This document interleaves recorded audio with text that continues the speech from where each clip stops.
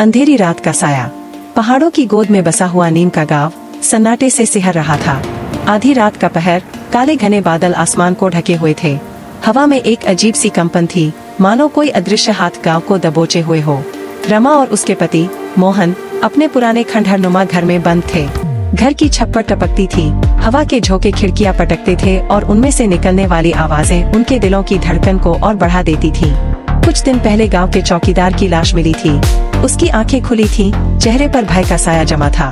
लोगों का कहना था कि उसे किसी भूत ने मारा है। मोहन ने दीपक जलाने की कोशिश की, लेकिन माचिस गीले हो चुके थे। अंधेरे में रमा कांपने लगी। तभी उन्हें खिड़की के बाहर से धीमी खरचने की आवाज सुनाई दी। उनकी सांसें अटक गईं।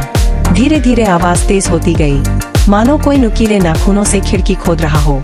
रमा और मोहन बिस्तर के नीचे छिप गए। उनकी आंखें डर से चौड़ी हो चुकी थीं। अचानक खिड़की का एक पट्टा टूटा और वहां एक खौफनाक चेहरा दिखाई दिया। सफेद लंबे बालों वाली, खून से लथपथ एक औरत खिड़की के बाहर खड़ी थी। उसकी आंखें चमक रही थीं और उसके मुंह से एक भयानक हंसी निकली।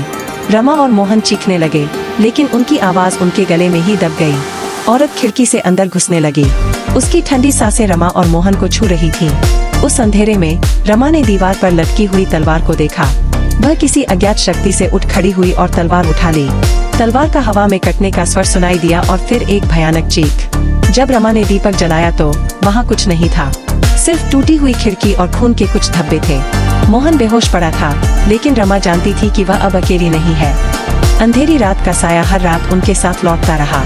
रमा उस भूत से लड़ती रही, लेकिन गांव के लोग अभी भी कहते हैं कि नीम का गांव भूतों का वास है और जो कोई भी वहां जाता है उसकी रूह कांप उठती है।